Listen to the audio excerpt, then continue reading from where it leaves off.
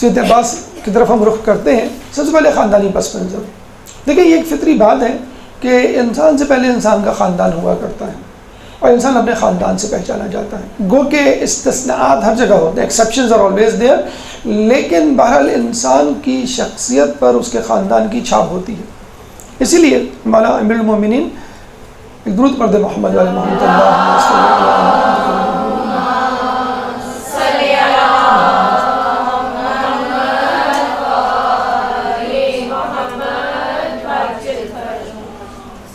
اپنے بھائی عقیل سے مشورہ لیتے ہوئے نظر آتے ہیں اور کہتے ہوئے نظر آتے ہیں کہ میرے لیے کسی ایسی عورت کا، کسی ایسے قبیلے کی عورت کا انتخاب کرو کہ جس سے ایک بہادر اولاد پیدا ہو. چنانچہ آپ کو مشورہ دیا جاتا ہے اور کلابیہ نامی قبیلے کی عورت فاطمہ کلابیہ سے جو ہے وہ آپ کا تعارف کروایا جاتا ہے اور آپ کی پھر شادی اس قبیلے کی عورت سے ہوتی ہے. نام آپ کا فاطمہ کلابیہ تھا، لیکن انہوں نے شادی کے بعد گھر میں داخل ہوتے بھی پھر سب سے پہلے تو کہتے ہیں کہ انہوں نے دروازے کی چوکھٹ کا بوسہ لیا اور شہزادوں سے کہا کہ میں تمہاری کنیز بن کر اس گھر میں آئی ہوں، ماں بن کر نہیں. اور واقعی انہوں نے کنیزی کا حق ادا کیا. نہ صرف انہوں نے کنیزی کا حق ادا کیا بلکہ ان کے بیٹے حضرت عباس نے بھی غلام ہونے کا حق ادا کیا. بہرحال حالانکہ نہ وہ کنیز تھی نہ یہ غلام تھے. بہرحال آپ نے جو ہے وہ کنیزی کو اختیار کیا اور کہتے ہیں کہ انہوں نے سختی سے منع کیا تھا مجھے فاطمہ کے نام سے نہ پکارو، کیونکہ مولا کو جناب علی کو بی بی سیدہ یاد آ جاتی ہے، فاطمہ الزہرا یاد آ جاتی ہے. چنانچہ انہوں نے اپنا نام جو ہے اپنے لقب کی بنیاد پر ام البنین یعنی بیٹوں کی ماں، 4 بیٹوں کی ماں جو ہے منتخب کیا. 4 بیٹوں کی ماں تھی جس میں ایک جو ہے وہ عبداللہ، دوسرے جعفر، تیسرے عثمان اور چوتھے جناب عباس. تو 4 بیٹوں کی ماں تھی اور چاروں بیٹے جو ہیں وہ شہید ہوئے، اللہ کے سپرد ہوئے، اسلام کی راہ میں قربانی کے کام آئے. اب آئیے ان کے بزرگوں کی طرف. جیسے آپ نے سنا کہ بڑا بہادر قبیلہ تھا، بڑے بہادر قبیلے سے تعلق رکھتی تھی. تو کیا اس کی وہ ہے دلیل یا کوئی مثال ہمیں پیش کریں؟ مثلاً آپ کے قبیلے کے ایک بزرگ بہادر کا نام ہمیں ملتا ہے عامر بن مالک. عامر بن مالک کا لقب تھا ملاعب الانسا، اسنا، ملاعب الاسنا یعنی نیزے سے اسنان، یا اسنا جو ہے وہ نیزے کو کہتے ہیں. ملاعب کھیلنے والا، کھلاڑی، یعنی نیزوں سے کھیلنے والا. عرب ممالک میں جس طرح ہم کہیں کہ تلوار سے کھیلنے والا، نیزوں سے کھیلنے والا، یعنی اس کے لیے کوئی مشکل کام ہی نہیں ہے، تو عام سا مسئلہ ہے. اور آپ نے امین مختار کی فلم میں دیکھا بھی ہوگا کہ مالک اشتر کے بیٹے ابراہیم نے کس طرح نیزے سے کھیلتے ہوئے اس کو اپنے دشمن کے سینے میں اتارا. تو ان کا نام تھا ملاعب الاسنا یعنی نیزوں سے کھیلنے والا. اسی طرح آپ کے خاندان کے بزرگ تھے عامر بن طفیل، جن کے بارے میں کہا جاتا ہے اتنے بہادر تھے، اتنے مشہور تھے اپنی بہادری میں کہ قیصر روم کے دربار میں اگر کوئی شخص عرب ممالک سے آتا تو وہ اس سے پوچھتے کہ تمہارا عامر بن طفیل سے کیا تعلق ہے. اگر وہ کوئی تعلق بتلاتا کہ ہاں میں اس کا دوست ہوں، میں اس کو جاننے والا ہوں، میں اس کو رشتہ دار ہوں، تو وہ اس کی بہت آؤ بھگت کرتا، تحفے تحائف انعام و کرام سے نوازتا. اور اگر تعلق ظاہر نہ کرتا یا تعلق نہ ہوتا تو اس کو کوئی توجہ نہیں دیتا. اسی طرح آپ کے خاندان کے ایک بزرگ ہیں جن کا نام ہے عروہ ریحالی. عروہ ریحالی جن کے بارے میں کہا جاتا ہے کہ ان کا عمرہ و سلاطین کے ہاں آنا جانا بہت تھا. ریحالی رحل سے نکلا ہے یعنی چلنا. تو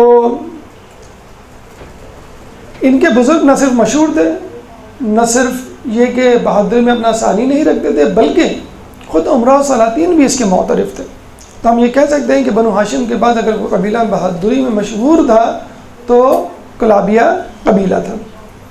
اب آئیے صفات عباس کی طرف کہ جناب عباس میں وہ کون سی صفات ہیں جو ہمارے عالیہ قابل تقلید ہیں، جن کو دیکھ کر ہمارے ایمان میں اضافہ ہوتا ہے اور ہمیں ایک حوصلہ ملتا ہے زندگی گزارنے کا کہ مشکل اوقات میں کس طرح زندگی گزاری جاتی ہے. جیسے کہ آپ کو معلوم ہے عباس شیر کا ایک نام ہے عربی زبان میں ایک ہی چیز کے بہت سارے نام ہوتے ہیں اور ایک ہی نام کے بہت سارے معنی ہوتے ہیں.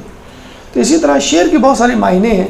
تو خود لفظ ہیں، الفاظ استعمال ہوتے ہیں. حیدر ایک لفظ ہے، خود عباس ایک لفظ ہے. القاب میں ابو الفضل یعنی فضل کا باب، فضائل کا باب، فضیلتوں کا باب. فضل ان کے بیٹے کا بھی نام ہے، یعنی کنیت بھی ٹھہری اور لقب بھی، اور یقیناً وہ فضائل سے آراستہ اور پیراستہ تھے، اس کے حامل تھے. باب الحوائج بہت مشہور لقب ہے آپ کا، امام موسیٰ کاظم کا اور جناب علی اصغر کا، تینوں شخصیات کا لقب ہے باب الحوائج. اس کے علاوہ سقا یعنی پانی پلانے والا ایک لقب ہے قمر بنی ہاشم. اسی سے ہم اپنی گفتگو کا آغاز کرتے ہیں. درود پڑھتے ہیں محمد والے محمد.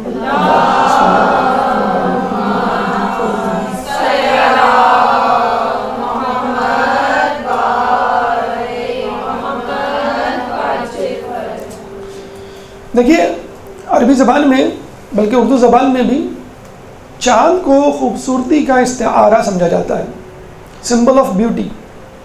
اور اس چاند میں بھی فل مون یعنی قمر یا بدر، مکمل چاند کو اور زیادہ خوبصورتی کا استعارہ سمجھا جاتا ہے. اور بدر یا قمر یا چاند کا خوبصورتی سے تعلق عموماً عورتوں سے منسوب کیا جاتا ہے. تو آپ اندازہ لگا لیجئے کہ جب یہی استعارہ کسی مرد کے لیے استعمال ہوگا تو یقیناً وہ مرد جو ہے بہت ہی وجیح اور بہت ہی خوبصورت ہوگا. اچھا، صرف حضرت عباس نہیں، حضرت عباس کے خاندان میں بہت سارے لوگ، بلکہ پورا خاندان بنی ہاشم. کہا یہ جاتا ہے کہ ایک دفعہ بنو امیہ کے کسی شخص نے امام سے پوچھا کہ کیا وجہ ہے کہ بنی ہاشم کے بزرگوں کی، جوانوں کی داڑیاں بڑی گھنی ہوتی اور ہماری خشخشی یعنی پوری داڑھی نہیں ہوتی.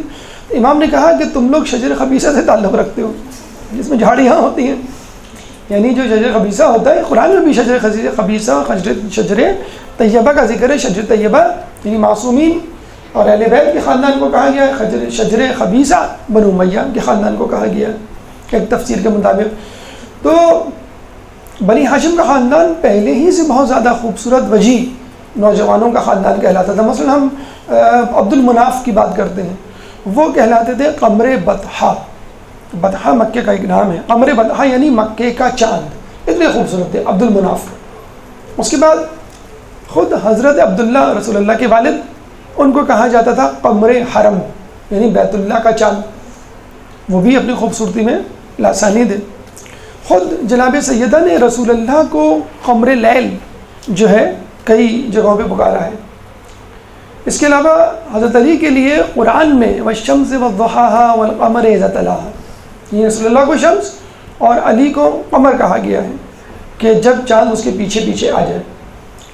کربلا میں جب امام حسین کا سر نوک نوزیہ پہ بلند ہوا تو کئی لوگوں نے بے اختیار سر حسین کو دیکھ کر کہا کہ راسن قمری زہری، کہ کیا ہی خوبصورت سر ہے جو چاند کی طرح چمک رہا ہے. تو اس میں اگر آپ کو قمر بنی ہاشم کہا جائے تو کوئی حیرت کی بات نہیں. ہاں، یہ ایک حیرت کی بات ہے کہ دیکھیں ہم نے اتنے سارے چاند گنوائے آپ کو، عبد المناف، حضرت عبداللہ، خود رسول اللہ، حضرت علی اور امام حسین، پانچ خوبصورت وجیح نوجوان. اب اگر آپ کسی کو بتائیں، کوئی آپ سے پوچھے کہ بھئی بنی ہاشم میں خوبصورت لوگوں کے نام یا بنی ہاشم میں کسی خوبصورت آدمی کا نام بتائیں، اب آپ ان کو نام بتانا شروع کرتے ہیں بھائی کہ یہ جو ہے وہ مناف بھی تھے اور عبداللہ بھی تھے، علی بھی تھے اور رسول اللہ بھی تھے. اور تو آپ کے سننے والا کیا کہے گا؟ بھائی ایک نام بتا دو، ان میں بہترین نام کون سا ہے، یعنی جو بنی ہاشم کا چاند ہو. تو آپ کہیں گے قمر بنی ہاشم. تو یہ ایک بہت بڑی سعادت ہے کہ چاند تو بنی ہاشم میں بہت تھے، لیکن قمر بنی ہاشم کا لقب جو ہے جناب عباس کی جھولی میں آیا. اللہم صلی اللہ.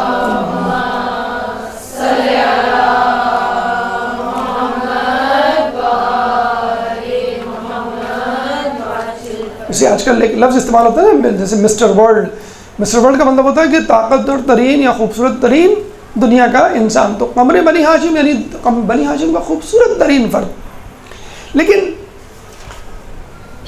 یہ بات بالکل طے ہے اور ہمارے معاشرے میں یہ چیز بہت زیادہ سرایت کر جا رہی ہے کہ جو بھی شخص خوبصورت ہو، چاہے عورتوں میں چاہے مردوں میں، جلد یا بدیر وہ کسی نہ کسی گناہ، کسی نہ کسی اسکینڈل، کم از کم افیئر یا تہمت کا شکار ہو جاتا ہے۔ اور آج کل تو میڈیا کا دور ہے، آج کل تو جہاں اچھا چہرہ، جہاں اچھی شخصیت نظر آئی، فوراً آفرز آنی شروع ہو جاتی ہیں، بھائی آپ ڈرامے میں کام کریں، آپ فلموں میں کام کریں، ایڈ میں کام کریں، کم از کم آپ نیوز پڑھنے آ جائیں۔ تو ہمارے یہاں تو مطلب اچھے گھرانے کے لوگ یا پڑھے لکھے گھرانے کے لوگ تو بہت دور کی بات ہے، ایک چائے والا ہو جاتا ہے مشہور، کیوں نہیں ہو جاتا؟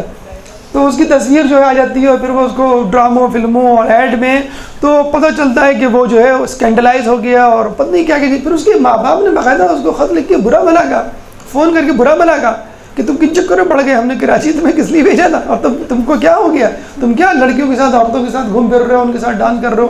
پھر اس نے جو ہے وہ چیز چھوڑی۔ اب پتہ نہیں ہے آخری خبریں کیا ہیں، لیکن بہرحال جو ہمیں پتہ چلا تو یہ حقیقت ہے۔ کالج یونیورسٹیز میں پڑھنے والے اس بات کو بہت اچھی طرح جانتے ہیں، لیکن حضرت عباس کی وہ شخصیت ہے کہ جس نے قمری بنی ہاشم کا لقب ارن کرنے کے باوجود، لقب حاصل ہونے کے باوجود کبھی پا استقامت میں لغزش نہیں آنے دی، جو انبیاء کی سنت رہی۔ جیسے یوسف علیہ السلام خوبصورتی میں بے مثل تھے، لیکن پا استقامت میں لغزش نہیں آئی، فائدہ اٹھا سکتے تھے، مطلب فائدہ اٹھا کے زلیخا تو کیا وہ پوری سلطنت میں قابض ہو سکتے تھے، لیکن انہوں نے خدا کی اطاعت کو مد نظر رکھا۔ اسی طرح ہم کہیں گے کہ جناب عباس جو ہے وہ خوبصورت ہونے کے باوجود ناجائز فائدہ تو بہت دور کی بات ہے، وہ باعفت ٹھہرے، باعفت ہی نہ ٹھہرے، باعصمت ٹھہرے۔ یہ عباس کی دوسری صفت، پہلی صفت قمر بنی ہاشم، دوسری صفت باعصمت ہونا۔ دیکھیں باعفت ہونا کا مطلب ہے صنف مخالف سے متعلق گناہوں سے اپنے دامن کو پاک کرنا، یہ ہے باعفت ہونا۔ باعفت ہونا باعصمت ہونے کا جز ہے۔ باعصمت کا مطلب ہے ہر قسم کے گناہوں سے پاک، فقط صنف مخالف سے متعلق گناہ، ہر قسم کے گناہوں سے پاک، عقل کے گناہوں سے پاک، غضب کے گناہوں سے پاک، وہم کے گناہوں سے پاک، شہوت کے گناہوں سے پاک۔ جو چار ہم اجزاء نفس پڑھتے ہیں، عقل، شہوت، غضب اور وہم یا وہم، تو ان تمام گناہوں سے جو پاک ہوگا اس کو ہم کہیں گے باعصمت، معصوم ہونا یا باعصمت ہونا۔ تو باعفت ہونا کا مطلب کیا ہے؟ شہوت سے متعلق گناہوں سے پاک، اور باعصمت ہونا کیا ہے؟ جو چار اجزاء ہیں نفس کے ان سے پاک ہونا۔ یہاں پہ ایک بہت اہم سوال اٹھتا ہے کہ کیا حضرت عباس معصوم تھے؟ بہت اچھا سوال لوگ پوچھتے ہیں، تو اس کا وہ جواب دلیل بھی دیتے ہیں کہ ہم نے تو پڑھا تھا 14 معصومین، اور یہ جو آیت تطہیر ہے انما یرید اللہ لیذھب عنکم الرجس ویطہرکم تطہیرا، اللہم صل علی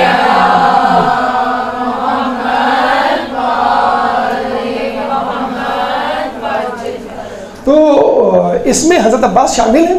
اول تو جب یہ آیت اتری تو 5 افراد تھے، حدیث قصہ میں آپ پڑھتے ہیں قصہ میں 5 افراد تھے، تو علماء کہتے ہیں کہ یہ آیت 14 معصومین پہ پوری اترتی ہے۔ اس آیت کی تطبیق یا اس آیت کا مصداق 14 معصومین ہے۔ اس کے بعد اللہ تعالیٰ نے کسی کی ضمانت نہیں لی، وہی تو احراکم تطہیرا کہہ کے، جیسے کہ تم کو پاک کر دینا حق ہے، پاک کر دینے کا حق ہے، اس طرح کسی کی ضمانت نہیں لی۔ اب یہیں پہ آ کے ایک سوال اٹھتا ہے کہ کیا عصمت اختیاری ہے یا اجباری؟ اختیاری یعنی میرے اختیار میں ہے کہ میں باعصمت رہوں عمر بھر، یا جبر ہے اللہ تعالیٰ کی طرف سے، یعنی اللہ تعالیٰ نے 14 معصومین کو اجباری طور پر باعصمت بنایا کہ تم معصوم ہو، معصوم رہو گے، ہماری ذمہ داری ہے، کوئی گناہ تم کو نہیں چھوئے گا۔ تو اب یہاں یہ سوال پیدا ہوتا ہے، اگر اللہ نے اپنے ہاتھ میں اختیار لے لیا، یعنی معصومین پہ جبر کر دیا کہ بس تم معصوم ہو، تو اس میں معصومین کا کیا کمال؟ ان کا کوئی کمال نہیں۔ اگر وہ گناہ سے بچے تو کیا ہوا؟ اللہ نے بچایا؟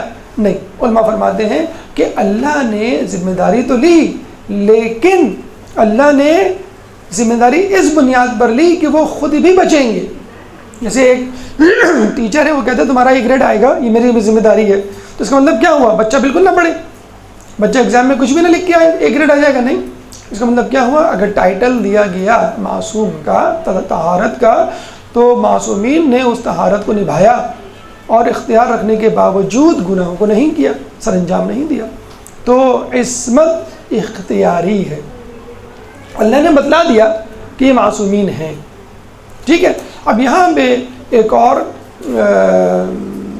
عباس کے حوالے سے خوبصورت پہلو نکلتا ہے کہ عباس حالانکہ اس آیت تطہیر کے مصداق نہیں ہیں، اللہ نے ان کا ذمہ نہیں لیا، نہ عباس کا، نہ زینب کا، نہ دیگر لوگوں کا، لیکن ان لوگوں نے پھر بھی اپنے آپ کو معصوم ثابت کر کے دکھایا.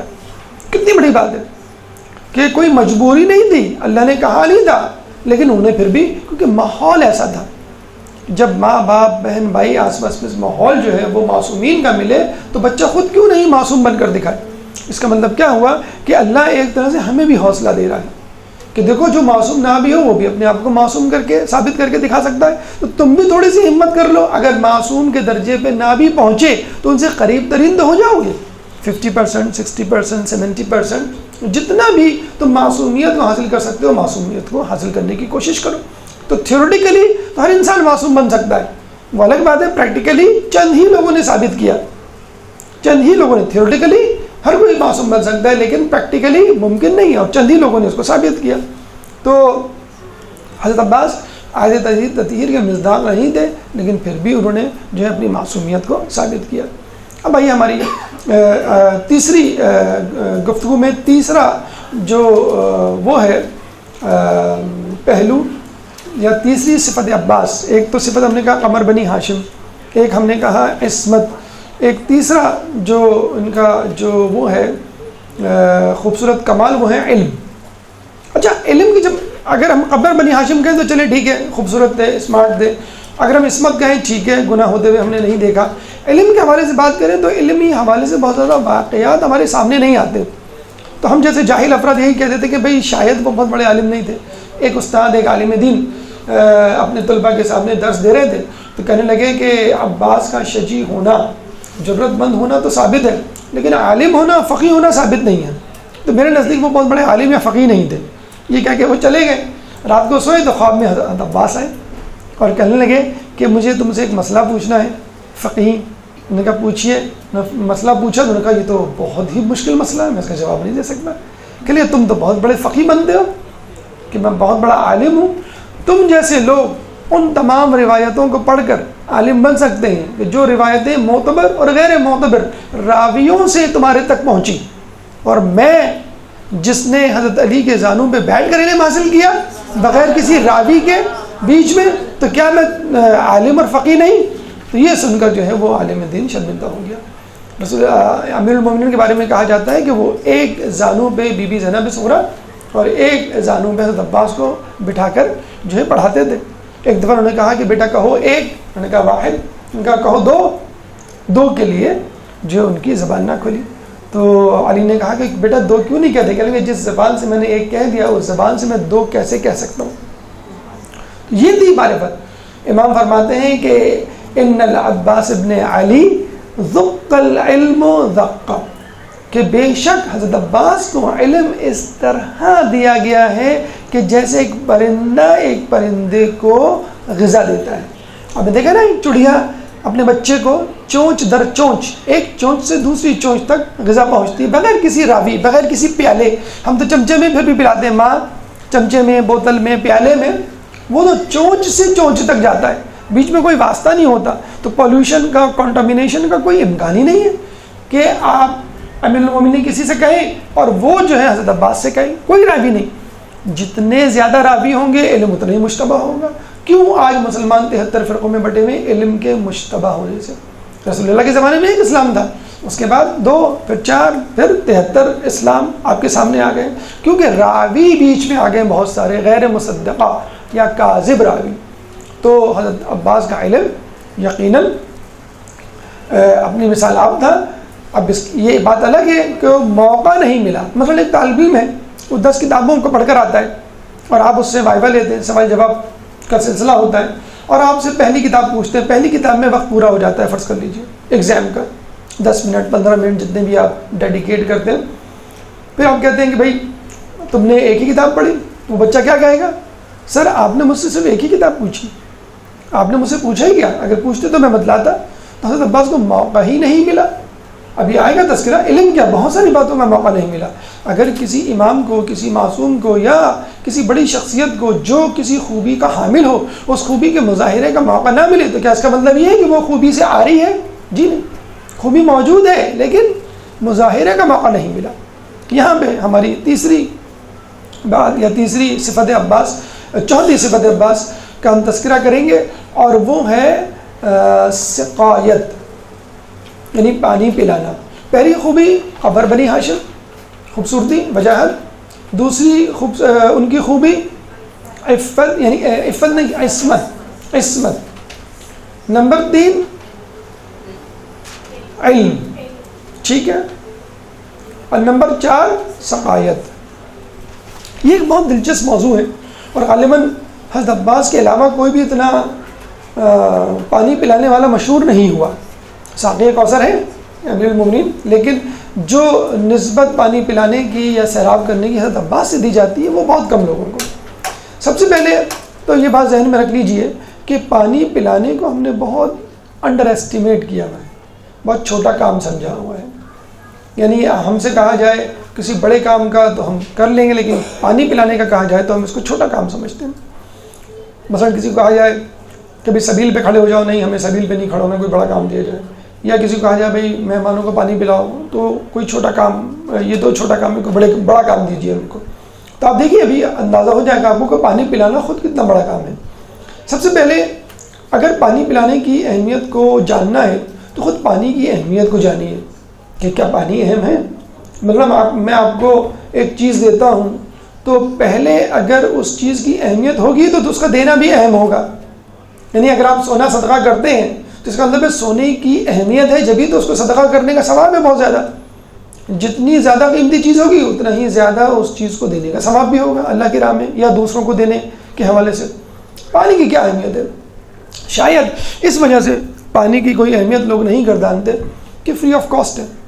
2/3 آف دا ورلڈ، 2/3 دنیا کا پانی جو ڈھپا ہوا ہے، ایک بے ذائقہ جو ہے وہ چیز ہے، تو شاید اس وجہ سے. لیکن حقیقت ہے کہ بہت اہمیت ہے. مثلا پانی کی اہمیت کو ہم مد نظر رکھ لیتے ہیں. کہتے ہیں کہ قیصر روم نے حاکم شام کو ایک شیشی بھیجی اور یہ کہا کہ اس شیشی میں دنیا کی ہر چیز ڈال کے دو. اب عطر کے برابر شیشی، عطر کی جو شیشی ہوتی تھی چھوٹی سی شیشی، اب حاکم شام پریشان ہو گیا کہ اس میں کیا چیز ڈالوں. اگر آپ کے پاس بہت بڑا ٹرک بھی ہو، NLC کا ٹرک ہو، بہت بڑا کنٹینر بھی ہو، اس میں آپ کتنی چیزیں ڈالیں گے؟ پھر بھی پورے گھر کا سامان نہیں آئے گا، تو شہر اور دنیا تو بہت دور کی بات. تو ابن عباس وہاں موجود تھے، تو ابن عباس سے پوچھا کہ بھائی تم بتاؤ اس کا جواب کیا، اس مسئلے کا حل کیا ہوگا؟ اس شیشی میں پوری چیزیں، دنیا کی تمام چیزیں ڈالنی ہیں. تو حضرت عباس نے کہا کہ اس میں پانی ڈال دو. جب پانی ڈال کے بھیجا تو بڑا خوش ہوا، کہنے لگا بالکل ٹھیک. تو لوگوں نے حضرت عباس سے پوچھا بھائی اس کی کیا وجہ ہے؟ کہنے لگا تم نے سورہ انبیاء آیت نمبر 30 نہیں پڑھی؟ وَجَعَلْنَا مِنَ الْمَاءِ كُلَّ شَيْءٍ، کہ ہم نے ہر چیز کو پانی سے پیدا کیا. تو جب اللہ تعالیٰ نے ہر چیز کو پانی سے پیدا کیا تو پانی منبع ہے ہر چیز کا. اور آپ دیکھ لیجئے پانی درختوں کی حیات کا سبب ہے. پانی نہیں ملے تو درخت مر جائے. درخت نہیں ہوں گے تو جانور درختوں کو کیسے کھائیں گے اور زندہ رہیں گے؟ جانور بھی مر جائیں گے. جب جانور مر جائیں گے تو خود انسان نہ پودوں کو حاصل کر پائے گا، یعنی سبزیاں اور پھل، اور نہ جانوروں کا گوشت کھا پائے گا، انسان بھی مر جائے گا. جو ہم قحط سالی دیکھتے ہیں، بارش کا نہ ہونا دیکھتے ہیں، خشک سالی، کیا ہے؟ کیوں موت کا سبب بنتی ہے؟ پانی کے نہ ہونے کی وجہ سے.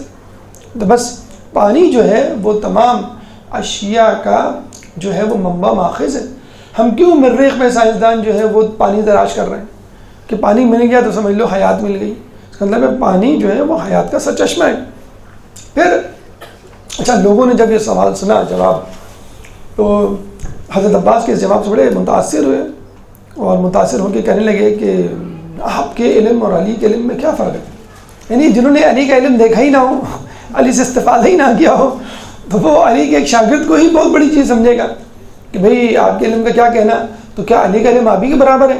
نعوذ باللہ، خدا نہ خواستہ. ابن عباس نے کہا کہ میرے علم اور علی کے علم میں وہی فرق ہے جو قطرے اور سمندر میں ہوتا ہے. میرے علم میں اللہم صلی علی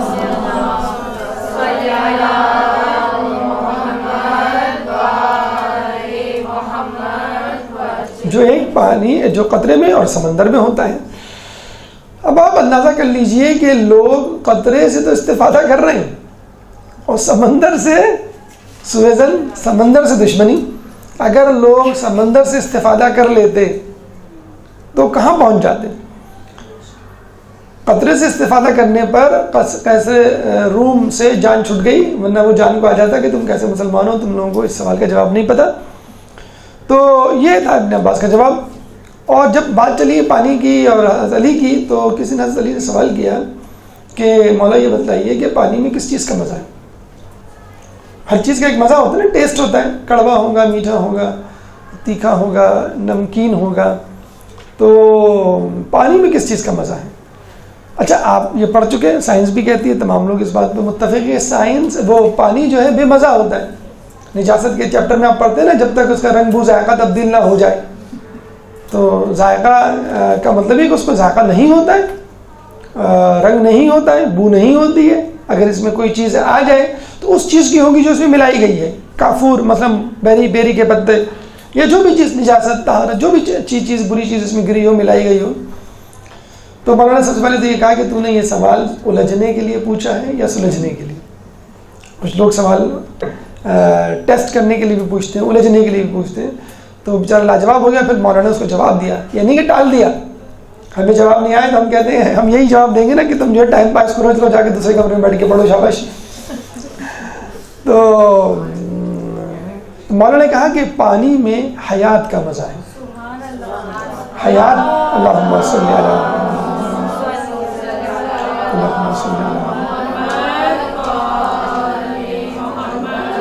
پانی میں حیات کا مزہ ہے، یعنی حیات کا لطف ہے. اور آج سائنس کہتی ہے، تمام دنیا کے لوگ متفق ہیں کہ پانی نہ ہو تو حیات نہ ہو، پانی ہو تو حیات ہوگی. تو یہ پانی کی اہمیت ہو گئی. اس کا مطلب ہے جب پانی کی اہمیت ہوگی تو پانی پلانے کی، پانی فراہم کرنے کی، پانی کی سبیل کرنے کی بھی اہمیت ہوگی. سعد بن عبادہ انصار کے امیر، اور ایک روایت کے مطابق جب جنگ نہیں ہوا کرتی تھی تو علم سعد بن عبادہ کے پاس رہا کرتا تھا. تو سعد بن عبادہ نے کہا رسول اللہ سے میری ماں کا انتقال ہو گیا ہے اور میں جو ہوں وہ کچھ صدقہ کرنا چاہتا ہوں، تو کیسا ہے؟ تو رسول اللہ کا بہت اچھا خیال ہے، بہت اچھی بات ہے، صدقہ کرو. تو انہوں نے پوچھا آپ بتلائیے بہترین چیز کیا ہے جس کو میں صدقہ کر سکتا ہوں اپنی ماں کو ایصال ثواب پہنچانے کی غرض سے؟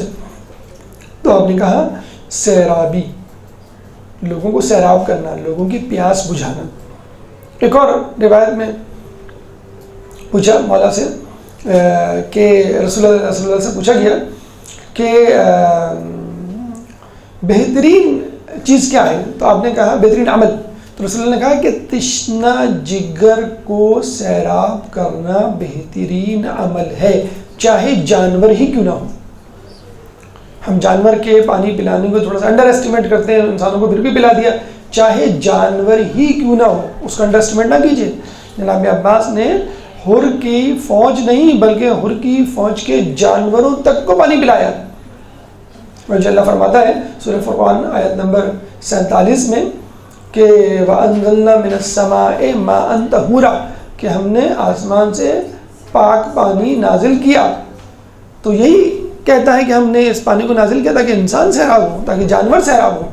جب اللہ سیراب کر رہا ہے تو انسان کو سیراب کرنے میں کیا دقت یا شرمندگی محسوس کرنا. اسی طرح ایک شخص نے پوچھا کہ وہ کون سا عمل ہے جو انسان کو جنت کے قریب کر دیتا ہے؟ تو آپ نے فرمایا تو ایک مشک خرید لے اور اس سے لوگوں کو پانی پلا، اور اس وقت تک پانی پلا جب تک مشک ہٹ نہ جائے. مسلسل پانی پلاؤ، پانی پلانے سے تھکو نہیں، رکو نہیں کہ بس ایک مرتبہ 2 مرتبہ پلا دیا.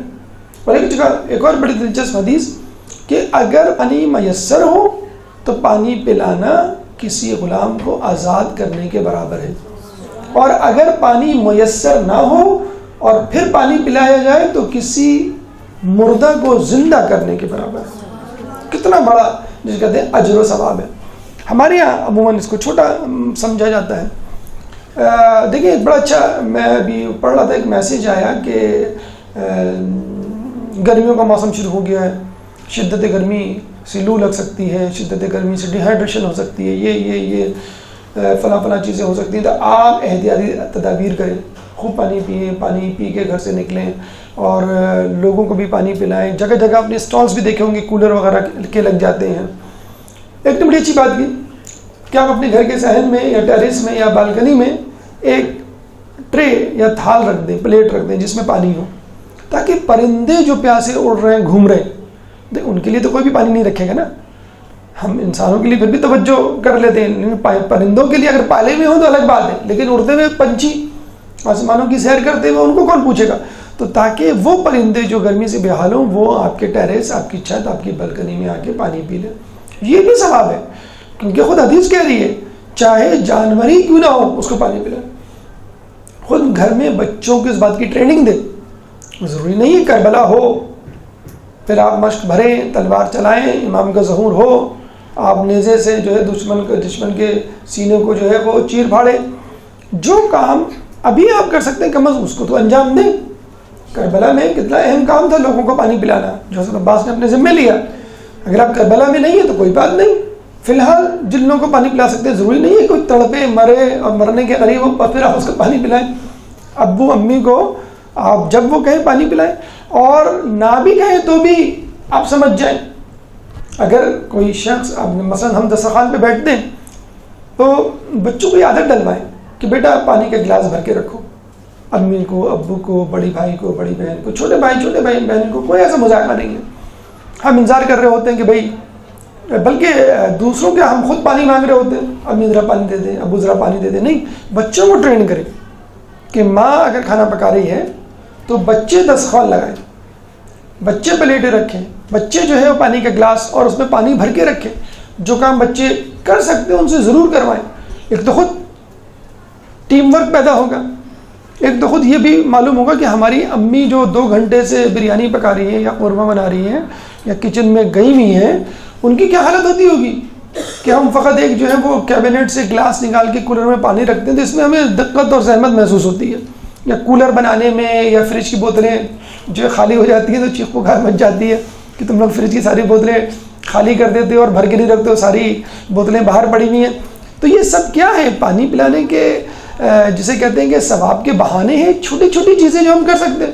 ہر گھر میں یہ دعائی ہے، مطلب کوئی گھر اس سے خالی نہیں ہوگا کہ پانی کی بوتل پی اور خالی چھوڑ دی۔ کولر خالی ہے تو کسی کو ہوش ہی نہیں ہے، ابا آ کے کولر اٹھا کے پٹک دیں کہ بھائی تم لوگوں کو ذرا سا بھی ہوش نہیں ہے، میں تھکا آ رہا تو میرے لیے پانی نہیں ہے۔ تو یہ بچوں کو بتائیں کہ بیٹا دیکھو، اگر تمہیں اہل بیت کے نقش قدم پہ چلنا ہے تو ضروری نہیں ہے کہ کربلا برپا ہو پھر تم کچھ کرو، تم اس وقت بھی بہت کچھ کر سکتے ہو۔ مثلا اگر پانی موجود ہے تو آپ لوگوں کو پانی پلائیں۔ چھوٹے بچوں کو دیکھیں، جو جتنا اہلیت رکھتا ہے جس کام کا، اس کو وہ کام دیا جائے۔ اب ایک چھوٹا بچہ ہے یا بچی ہے، فرض کر لیں 8-9 سال کی، وہ کھانا نہیں پکا سکتی، لیکن یہ پلیٹیں رکھنا، پلیٹیں اٹھانا، دسترخوان رکھنا، دسترخوان اٹھانا، پانی رکھنا، پانی کے گلاس ایک جگہ پہ رکھنا، یہ کام تو ہم کر سکتے ہیں۔ تو اس کام سے فائدہ اٹھائیے۔ اور یہ بھی دیکھیں جو حدیث میں ہے نا کہ جنت کے قریب کر دیتا ہے، مشک بھر لو پانی پلاؤ، تو اس کا مطلب یہ نہیں کہ آپ مشک بھریں، بھئی اب وہ مشک کا زمانہ نہیں رہا، اب کولر بھریں، آپ فریج کی بوتلیں بھریں، آپ جگ بھریں، آپ جو گلاس ہیں اس کو بھریں، مطلب جو چیز موجود ہے بس اس کو آپ کریں۔ اس کا مطلب کیا ہوا؟ اگر یہ چیزیں نہ ہوتی اور آپ سے کہا جاتا تو آپ انشاءاللہ اس کی بھی کوشش کرتے۔ جب جو چیز موجود ہے وہ آپ نہیں بھر سکتے تو جو چیز موجود نہیں ہوگی تو پھر آپ اس کو کیسے لائیں گے؟ آسان کام نہیں کر سکتے تو آپ مشکل کام کیسے کریں گے؟ یا میں ابھی اس کی مثال ابھی آگے آئے گی کہ مولا علی نے جنگ بدر میں پانی کی سبیل کی تھی، کنویں سے پانی لائے تھے، پانی کا کنواں کھودا نہیں تھا کیونکہ کنواں موجود تھا۔ کہ کنواں موجود ہے تو کھودنے کی کیا ضرورت نہیں؟ حضرت عباس نے کنواں کھودا تھا کیونکہ کنواں موجود نہیں تھا، پانی موجود ہی نہیں تھا یا قبضہ تھا اس کے اوپر۔ تو جو چیز موجود ہے کم از کم اس کو کریں، تو انشاءاللہ اللہ تعالیٰ آپ کو ان نیکیوں کی بھی توفیق دے گا جو آپ کو بظاہر سامنے نظر نہیں آ رہی۔ چھوٹی نیکیاں کریں، اللہ تعالیٰ بڑی نیکیاں کرنے کی توفیق دے گا۔ حدیث میں ہے کہ جب انسان وہ کام کرتا ہے جو اس کو معلوم ہے تو اللہ تعالیٰ اس کو ان چیزوں کا علم دے دیتا ہے جو اس کو نہیں معلوم۔ کتنی باتیں ہم کو معلوم ہیں، کتنے دروس سن چکے ہیں کتنی نیکیوں کے بارے میں، ان کے فضائل، گناہوں کے اثرات، ان کے نتائج، لیکن ہم کتنی نیکیاں کرتے ہیں، ہم کتنے گناہوں سے بچتے ہیں۔ تو جو چیز موجود ہے، جس کے لیے ایک جملہ بولا جاتا ہے اویل دا اویلیبلٹی، جو چیز موجود ہے کم از کم اس کو اویل کریں، پھر انشاءاللہ اللہ تعالیٰ جب توفیق دے گا اور آپ کا جو یہ دعویٰ ہے کہ امام آئیں گے تو میں یہ کروں گا، میں یہ کروں گا، بھائی آپ کم از کم پانی سے شروع کریں۔ تو یہ پانی کی اہمیت، یہ پانی پلانے کی اہمیت۔ اب آئیے سقائے امتی، یعنی ساقی امت، کتنے ساقی گزرے ہیں، یا پانی پلانے والوں کے کیا درجات ہیں، کیا بزرگان دین ہیں جو ہمیں اس طرف دعوت دیتے ہوئے نظر آتے ہیں۔ درود پڑھ دیں محمد والے محمد۔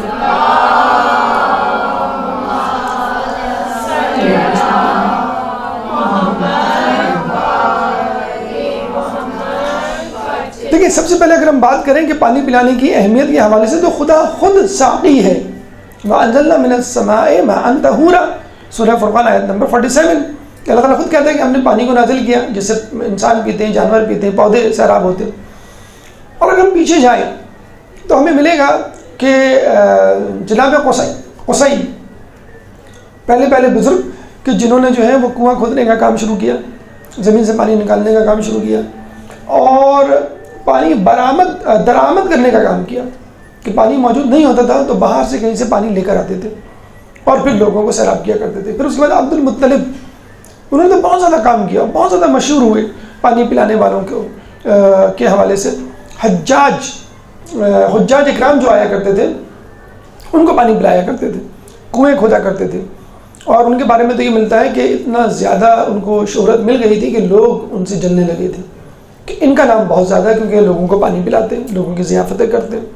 تو کہتے ہیں کہ جو انہوں نے کنویں کھودے تھے اور جو پانی کے ذخیرے انہوں نے مہیا کیے تھے، اس میں لوگ رکھنے ڈالتے تھے اور کوشش کرتے تھے کسی طرح ان کا پانی ضائع ہو جائے، اور جو بھی شخص یہ کام کرتا وہ کسی نہ کسی مرض میں مبتلا ہو کے مر جاتا۔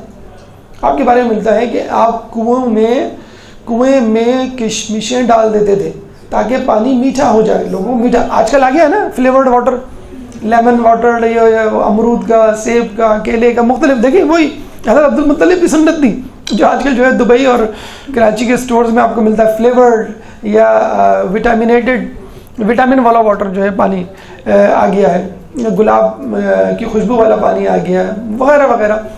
تو کشمش آپ خود بتائیں کہ ایک گلاس میں 2-4 کشمشیں تو ڈلیں گی نا میٹھا ہونے کے لیے، یا ایک بوتل میں 10-12 ڈلیں گی، تو کنویں میں کتنی کشمشیں ڈلتی ہوں گی کہ اس کا پانی میٹھا ہو جائے۔ اور صرف پانی نہیں، ایک بہت بڑا حوض انہوں نے بنایا، اس میں کیا ڈالا؟ دودھ، پورے حوض میں دودھ ہی دودھ، پانی نہیں۔ اور لوگ آتے تھے بالکل ڈول اور بالٹی اور جسے کہتے ہیں کہ چمچوں سے، دیگوں سے، اور سیراب ہو کے اپنے اپنے خیموں میں لے کے جاتے تھے۔ ہم بھی اگر محرم میں جب شربت ملے تو 2-4 گلاس سے کم کوئی بھی نہیں پیتا، اسپیشلی اگر جو ہے وہ دودھ کا شربت ہو، محفل مرزا کا شربت ہو، مشہور شربت ہے۔ جیسے ہمارے لکھنؤ میں بھی کچھ جگہیں ایسی ہوتی تھیں، آپ نے حبیب ابن مظاہر کے حوالے سے واقعہ بھی سنا ہوگا کہ ایک آدمی جو ہے وہ شربت پلایا کرتا تھا، تو اچھا شربت ہو، لوگ 2-4 تو ضرور پیتے ہیں۔ تو آپ اندازہ لگا لیں اس زمانے میں تو صحرا میں تو پانی کی زیادہ طلب ہوا کرتی تھی، پانی مل جائے فری آف کاسٹ۔ آج کل پانی بھی فری آف کاسٹ نہیں ملتا، منرل واٹر آپ کو پے کرنا پڑتا ہے، یا پھر ایسا پانی ملے گا کہ آپ کو الٹی ہو جائے۔ تو صحرا کا علاقہ، شدید گرمی، حالانکہ دیکھیے پانی ایک ایسی چیز ہے، آپ کہہ سکتے ہیں بھائی تم اپنا پانی کیوں نہیں لے کر آئے، یا ایک بچہ ہے پانی واٹر بوٹل نہ لے کے جائے اپنی، یا لنچ باکس نہ لے کے جائے، مس اس کو کتنا جسے کہتے ہیں کہ سرزنش کرے گی کہ بھائی تمہارا لنچ باکس کہاں ہے، تمہاری پانی کی بوتل کہاں ہے۔ جو ساقی وہاں آیا کرتے تھے، حجاج آیا کرتے تھے، تو ان کو چاہیے تھا کہ وہ اپنا سامان خورد و نوشت پینے کا اور کھانے کا اپنے سامان ساتھ لے کر آئیں، یا اتنا مال لے کر آئیں۔ حج کے لیے کہا گیا ہے کہ اتنا مال ہو کہ آپ حج کر سکیں، اتنا مال لے کر آئیں کہ حج کے اخراجات برداشت کر سکیں، بلکہ اتنے اخراجات ہوں کہ اپنے پیچھے اپنے گھر والوں کو کسی مشکل میں نہ چھوڑیں۔ تو یہ ان کی ذمہ داری تو نہیں ہے، اگر ذمہ داری ہے اس کے پیسے لیں، آپ چلے جائیں۔ حج کتنا بڑا بزنس بن چکا ہے، تیل کے بعد اب لوگوں کی نظریں اسی پر ہیں۔ جو ہمارے ہائی رائز بلڈنگز مل رہی ہیں، جو 14 ہائی رائز بلڈنگز کے وہ ٹینڈرز ہیں نکلے ہوئے ہیں اور بن رہی ہیں، کیوں؟ بزنس بن چکا ہے کہ پانی کی ایک بوتل کے جو ہے وہ پیسے لیے جا رہے ہیں۔ تو پانی جو ہے وہ پلانا بہت بڑا ثواب ہے، اور جناب عبد المطلب نے، جناب قصی نے پلایا، پھر ابو طالب نے اس کو زندہ کیا، بلکہ چاہے زمزم کا اجرا کیا، اور پھر دوبارہ سے جو ہے وہ زمزم کا کنواں کئی مرتبہ بند ہوا، کئی مرتبہ کھلا، تو اس کو کھولنے میں خود خاندان بنی ہاشم کا ہاتھ رہا۔ پھر حضرت علی کے حوالے سے ملتا ہے، پانی پلانے کے حوالے سے ساقی کوثر مشہور ہیں، ان کا ایک لقب بھی ہے۔ حضرت علی کے حوالے سے ملتا ہے کہ آپ نے 3 جگہوں پر پانی پلایا، جنگ بدر میں خلیفہ سویم کے انتقال کے وقت، اور جب باغیوں نے ان کو گھیرا ہوا تھا، اور جنگ صفین۔ جنگ بدر میں جب رسول اللہ نے کہا کہ کون پانی کی سبیل کرے گا، تو اس وقت جو ہے وہ بہت رات تھی، دشمن کا جو ہے وہ ڈر خوف تھا، اور بڑا مشکل تھا کنویں تک جانا، بہت دور تھا کنواں۔ تو حضرت علی نے کہا میں جاؤں گا، تو رسول اللہ نے ان کو بھیجا۔ تو کہتے جب گئے تو کنویں کے پاس نہ کوئی ڈول نہ کوئی رسی، کیونکہ صحرا میں ایک دور دراز مقام پر زیادہ قابل استعمال نہیں ہوگا۔ تو حضرت علی خود بنفس نفیس کنویں میں اتر گئے، مشق بھری، اب آپ دیکھ لیں اندھیرا اور دشمنوں کا ڈر، اور پانی بھرا اور لے کر آئے۔ جب لے کر آئے تو آندھی آئی، اتنی سخت آندھی کہ ان کو کھڑا ہونا پڑا۔ پھر آندھی جب تھمی تو آگے بڑھے، جب آگے بڑھے دوبارہ آندھی آئی، پھر آپ تھوڑی دیر کے لیے رک گئے۔ اور جو صحراؤں کی آندھی ہوتی ہے وہ بڑی خطرناک ہوتی ہے، اتنی خطرناک ہوتی ہے کہ آپ جو ہیں وہ اڑ جاتے ہیں بعض اوقات، اور اس آندھی سے جو پتھر کنکر اڑتے ہیں تو کنکر آپ کی آنکھوں میں لگتے ہیں، جس کی وجہ سے اندھا پن ہو سکتا ہے۔ تو رک گئے۔ پھر دوسری مرتبہ جب بھی جو عرب ہیں وہ کیا کہتے ہیں، وہ مشال جو پہنتے ہیں قطرہ، وہ اسی لیے پہنتے ہیں، جو کپڑا جو ڈالتے ہیں وہ کوئی فیشن کے طور پہ کپڑا نہیں ڈالتے، وہ اس لیے ڈالتے ہیں کہ جب وہ صحرا میں نکلیں اور ہوا چلے، طوفان آئے، تو کپڑا جو ہے اپنے آس پاس ڈال لیں، یا کپڑا جو ہے وہ آگے کی طرف رہے اور کنکر نہ پڑے چہرے کے اوپر۔ تو دوسری مرتبہ رکے، پھر تیسری مرتبہ آندھی آئی، تیسری مرتبہ بھی رکے، اس میں کافی دیر لگی۔ رسول اللہ نے جب وہ پہنچے تو رسول اللہ نے کہا کہ تمہیں اتنی دیر کیوں ہوگی؟ کہیں گے آندھی آئی، وہ بھی 3 مرتبہ۔ کہ آندھی نہیں آئی تھی، 3 فرشتے 3000 فوج کے ساتھ اترے تھے۔ پہلی مرتبہ جبرائیل علیہ السلام 1000 فرشتوں کے ساتھ، دوسرے میکائیل علیہ السلام 1000 فرشتوں کے ساتھ، تیسرے اسرافیل علیہ السلام 1000 فرشتوں کے ساتھ، اور تینوں فرشتے تمہیں سلام کرنے اترے تھے، اور تینوں نے تم کو سلام کیا۔ اللہم صلی اللہ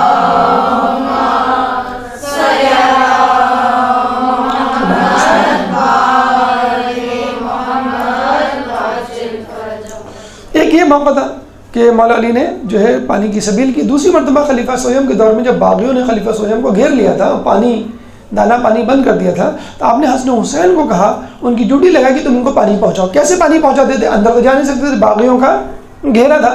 تو حسن حسین پانی سے کپڑے کو گیلا کرتے، اور اس گیلے کپڑے کو دیوار کے پیچھے سے پھینک دیا کرتے تھے اندر، اور خلیفہ سویم اس کپڑے کو پکڑتے اور پھر اس کپڑے کو نچوڑتے، نچوڑنے میں جو پانی گرتا اس سے اپنے حلق کو سیراب کرتے۔ تو علی نے تو خلیفہ سویم کو پانی پہنچایا، یہ بعد میں الٹا الزام لگا علی پہ کہ انہوں نے پانی بند کیا، اس لیے ہم کربلا میں ان پر پانی بند کریں گے، یہ الزام لگایا گیا تھا، حالانکہ علی نے پانی پہنچایا۔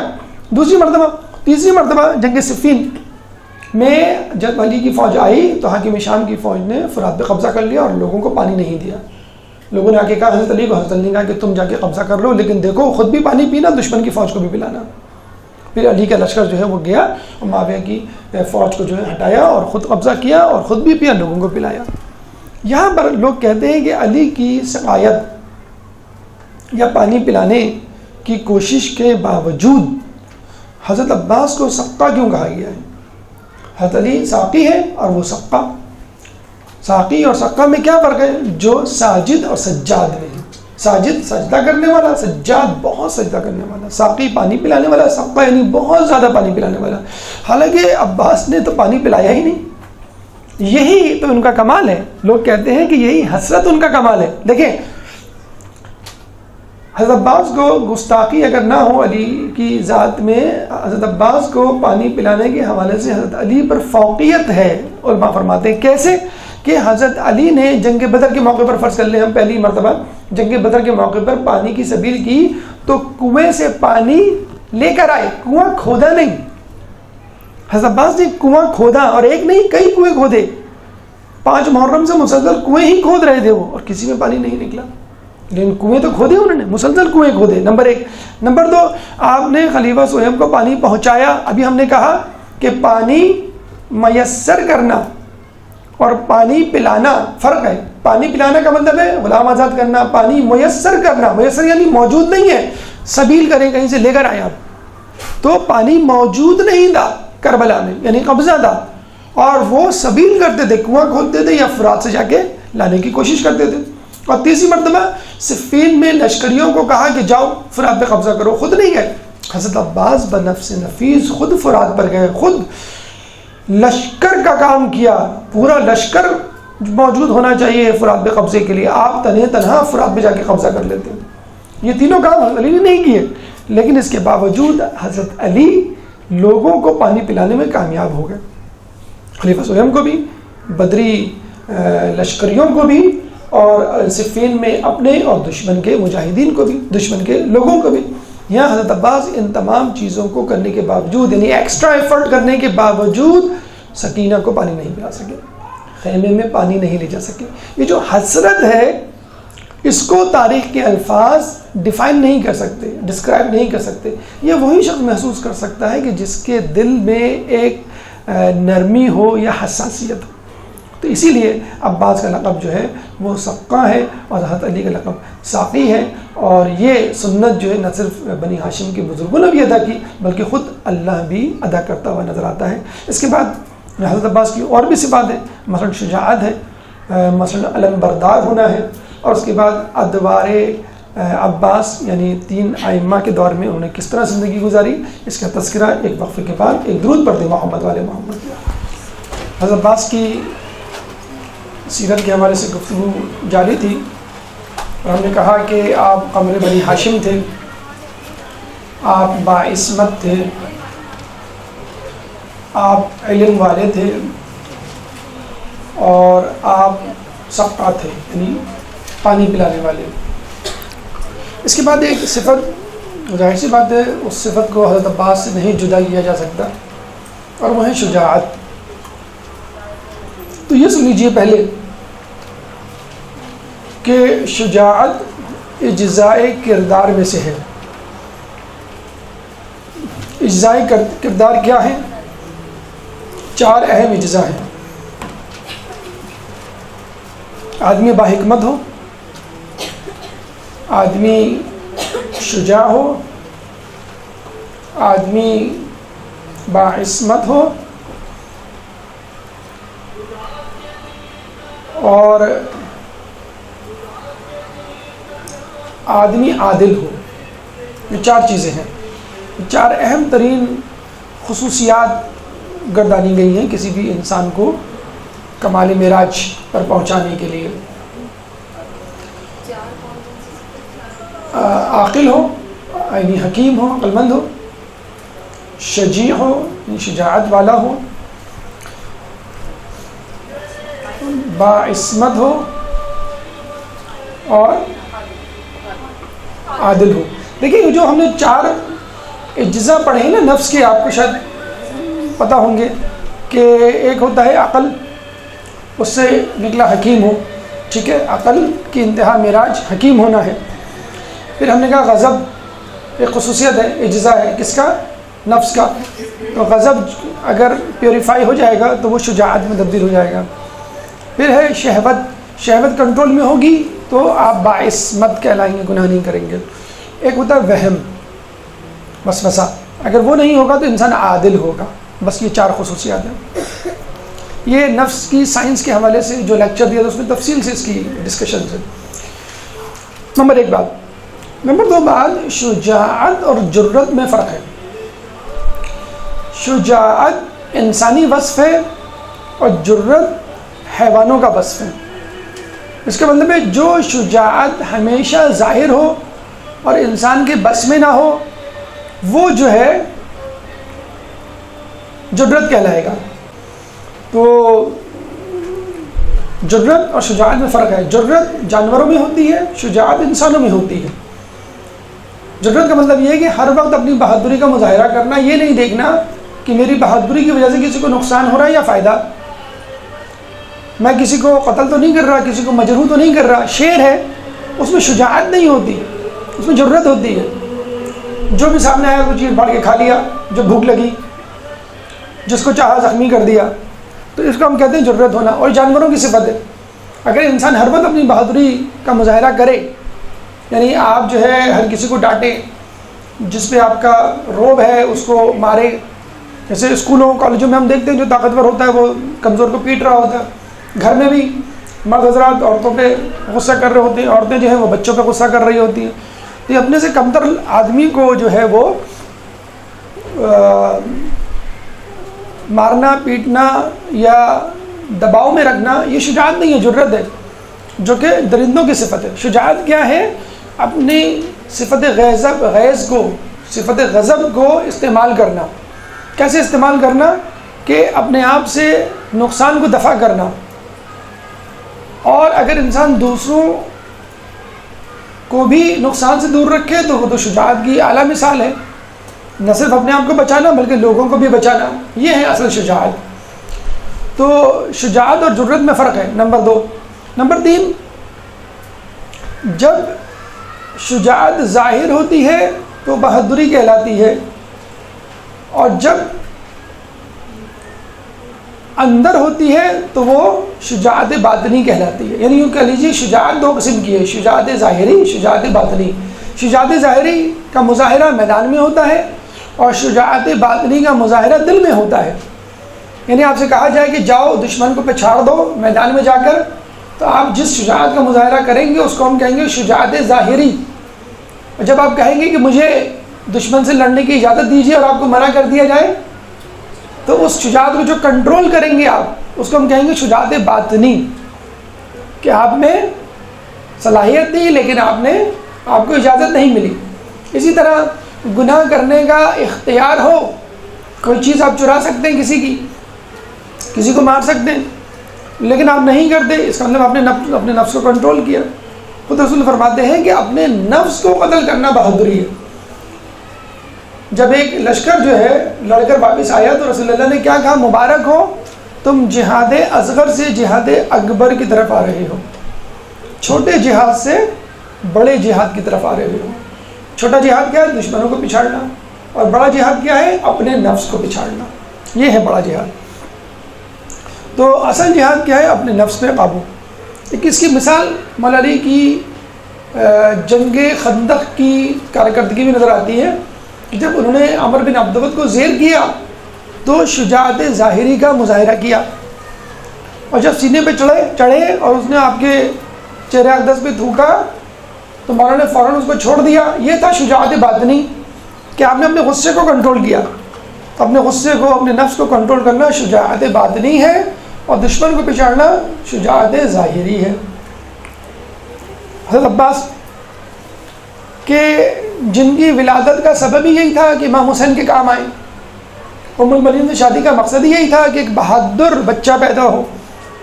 اس بہادر انسان کو جو کربلا کی راہ تکتا رہا عمر بھر، 30 سے زیادہ سال کی بہاریں اس نے دیکھی، اور جب کربلا کے میدان میں آیا لڑنے کے لیے، اپنے جوہر دکھانے کے لیے، تو اس کو روک دیا گیا کہ تمہیں جو ہے وہ لڑنے کی اجازت نہیں.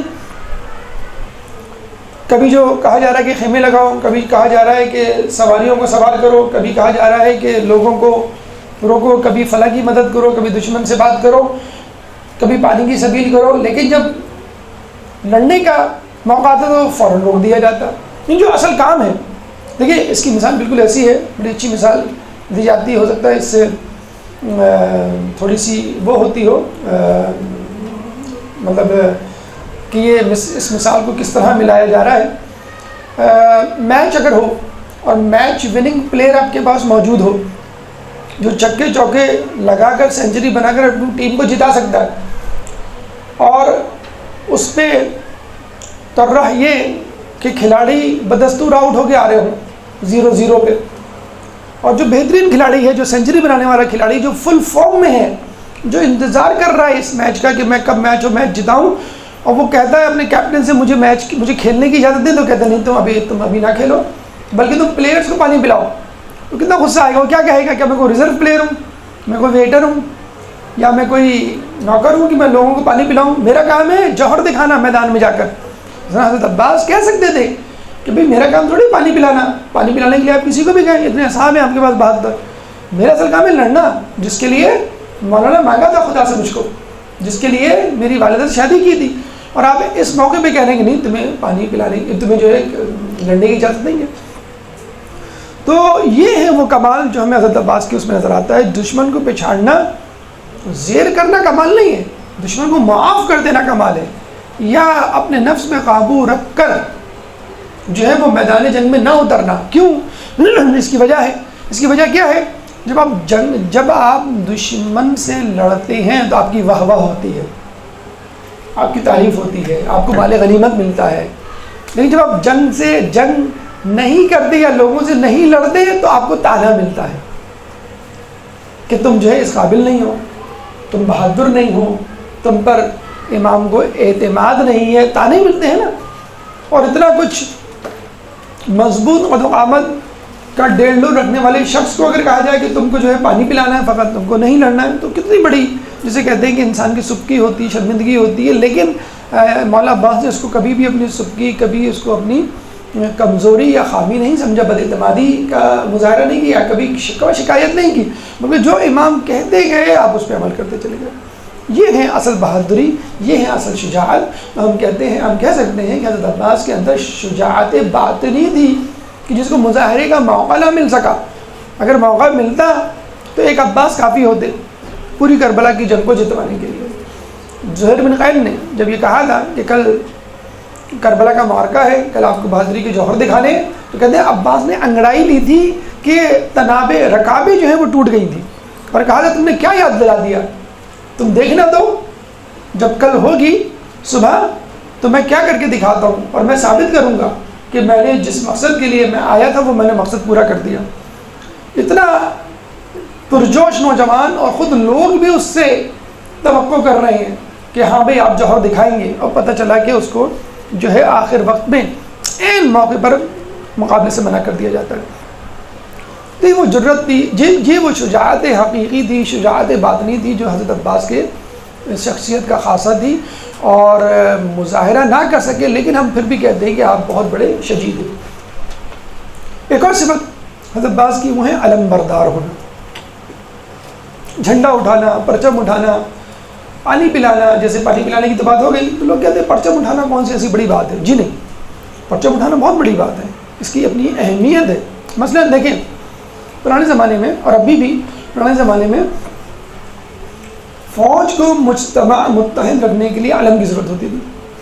آپ علم دیکھتے تھے اتنا بڑا تو لوگ جو ہے وہ مجتمع ہوتے تھے، آتے تھے اور علم کے گرد جمع ہو جاتے تھے. اگر علم موجود ہوتا تو فوج موجود، اور علم موجود نہ ہو تو فوج موجود نہیں. علم گر جائے تو اس کا مطلب کیا ہوا؟ فوج شکست کھا گئی.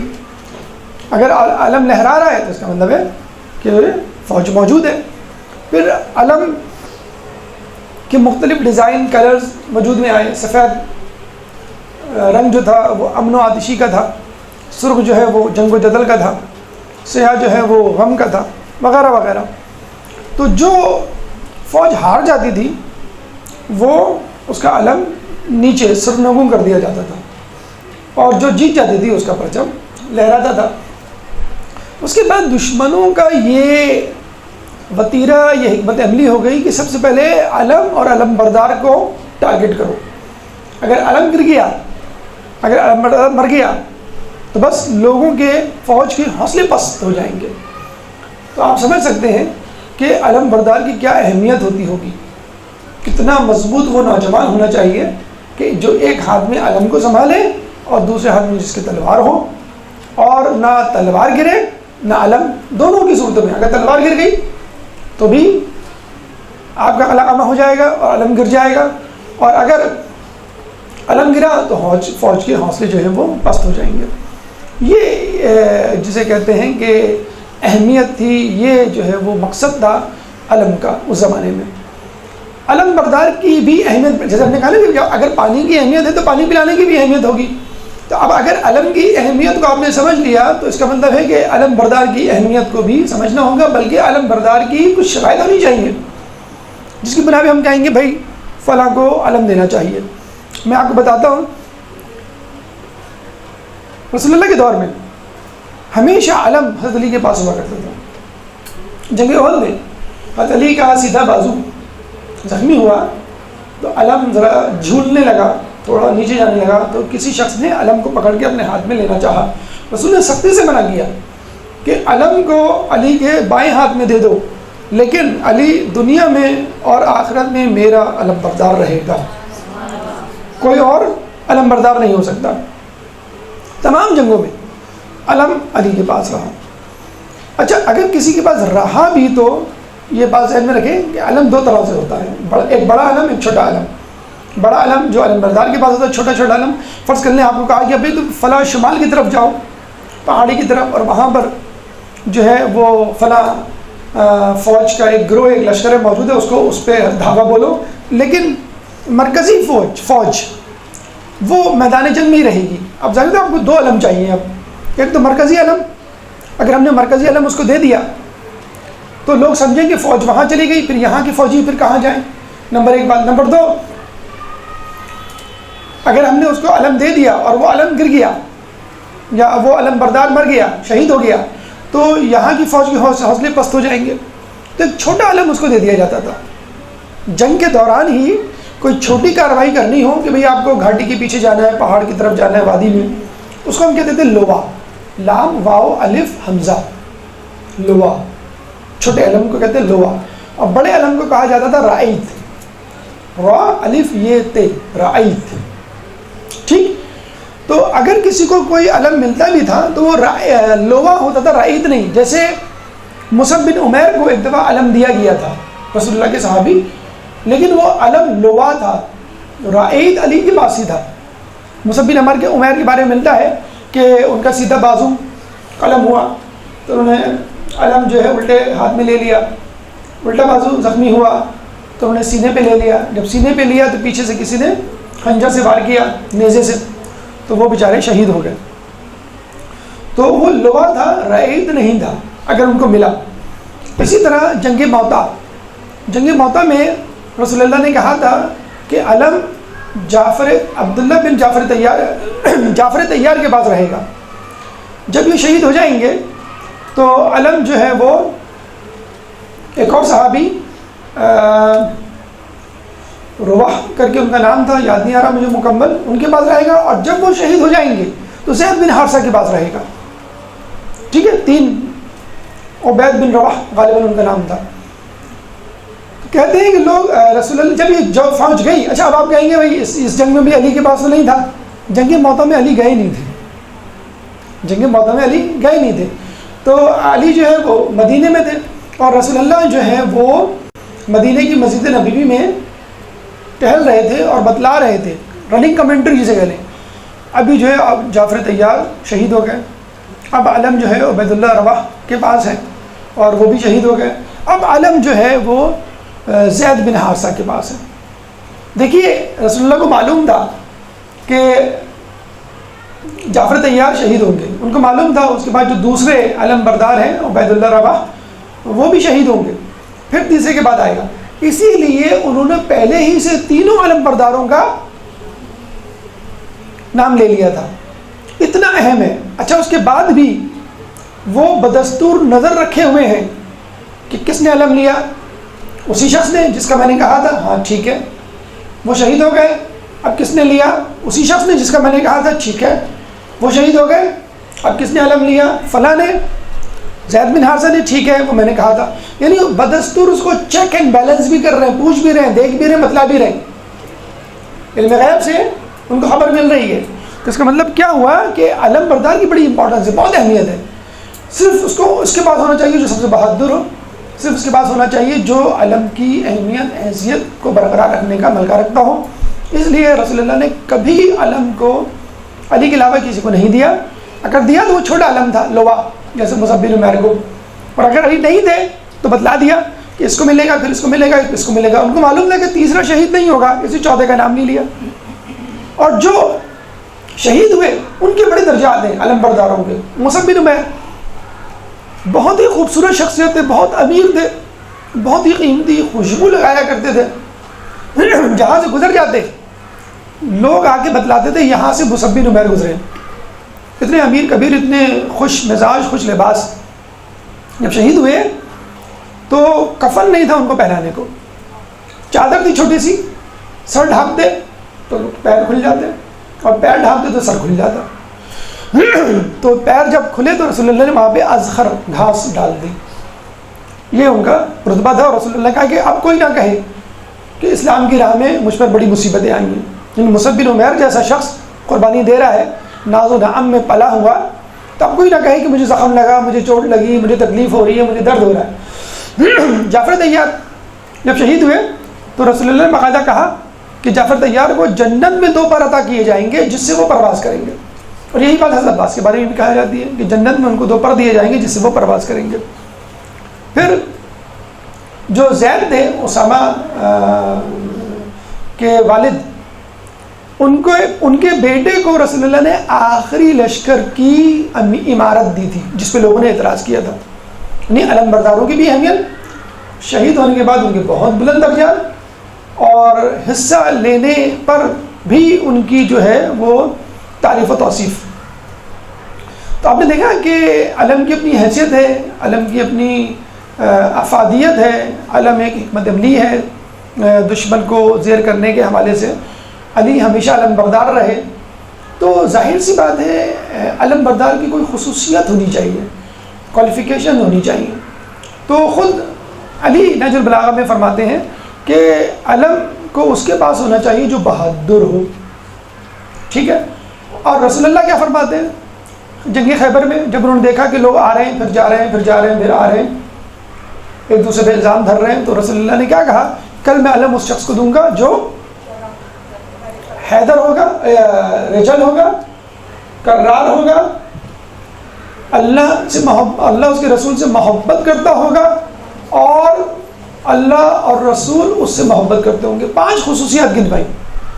رجل یعنی مرد کا مطلب بہادر ہوگا، پھر کرار کا مطلب ہے بڑھ بڑھ کر حملے کرنے والا، کرار کا مطلب ہے بڑھ بڑھ کے حملے کرنے والا، اور پھر غیر فرار یعنی میدان جنگ کو نہ چھوڑنے والا۔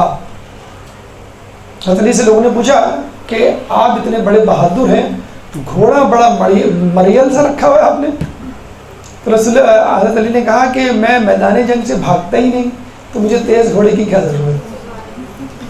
ایک دفعہ کسی نے پوچھا کہ حضرت علی آپ آگے کی طرف تو زرہ پہنتے ہیں، پیچھے کی طرف زرہ نہیں پہنتے، تو حضرت علی نے کہا کہ میں نے کبھی دشمن کو پیٹھ دکھائی نہیں کہ وہ پیچھے سے حملہ کر سکے، نوبت ہی نہیں آئی، اور اگر کوئی پیچھے سے حملہ کرے بھی تو کرنے دو، یہ مردوں کی اور سپاہیوں کی بہادروں کی شان ہی نہیں ہے کہ وہ پیچھے سے حملہ کرے۔ بہرحال تو 5 صفات گنوائی رسول اللہ نے۔ نمبر 1 رجل یعنی بہادر ہو، نمبر 2 کرار ہو، بڑھ بڑھ کے حملے کرنے والا ہو، نمبر 3 غیر فرار ہو، نمبر 4 اللہ اور رسول کو دوست رکھتا ہو، نمبر 5 اللہ رسول بھی اس کو دوست رکھتے ہوں۔ یہ بڑی اہم خصوصیات ہے، خصوصی طور پہ آخری والی خصوصیت شرط کہ اللہ رسول بھی اس کو دوست رکھتے ہوں۔ دیکھیں ہر کوئی یہ دعویٰ کرتا ہے کہ میں اللہ اور رسول کو پسند کرتا ہوں، اللہ رسول سے محبت کرتا ہوں، کیا ہم میں سے کوئی دعویٰ کر سکتا ہے کہ اللہ اور اس کا رسول بھی مجھ سے محبت کرتے ہیں؟ آپ کو کیسے معلوم؟ تو یہ علی کے حق میں ہونے کی پہچان ہے کہ اللہ اور اس کا رسول بھی ان سے محبت کرتا تھا۔ تو یہ شرائط ہیں کہ جو اس میں موجود ہونی چاہیے۔ اب آئیے حضرت عباس کی طرف کہ اس علم برداری میں ان کا کیا شیئر ہے، کیا ان کا حصہ ہے۔ دیکھیں علم علی کے پاس تھا، علی کے پاس رہا، بلکہ رسول اللہ کا یہ قول ہے کہ علی جو ہے وہ دنیا اور آخرت میں میرے علم بردار ہوں گے۔ اچھا کسی نے رسول اللہ سے پوچھا کہ جنت میں سب سے پہلے کون جائے گا؟ رسول اللہ نے کہا علی۔ جو ظاہر بات ہے کوئی منافع ہوگا وہ جل جائے، وہ کہے گا علی جائیں گے، علی آپ سے بہتر، کہ علم بردار سردار سے پہلے جنت میں جائے گا۔ علی میرے علم بردار ہے، میں سردار ہوں۔ اللہم صلی علی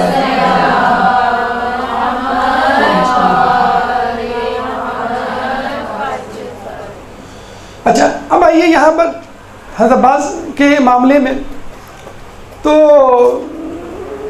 ہمیں یہ ملتا ہے کہ اگر آپ مشاہدہ کریں حضرت امام حسین کی فوج کا، تو لوگ یہ کہتے ہیں، یعنی جنگ اور جنگی اسٹریٹجی پہ نظر رکھنے والے، کہ امام حسین کی پوری فوج میں کوئی سپاہی نہیں تھا، بخدا کوئی سپاہی نہیں تھا، صرف جان نثار تھے، بس اپنی جان نثار کے باقاعدہ ایک ہوتے ہیں ٹرینڈ سولجر جسے کہتے ہیں، ٹرینڈ سولجر، اور جسے کہتے ہیں جو پروفیشنل سولجر جسے کہتے ہیں، جو تمام کوالیفیکیشنز اور ریکوائرمنٹ فقط حضرت عباس کی۔ حضرت عباس کے علاوہ کوئی باقاعدہ سپاہی نہیں تھا، بس جانثار تھے.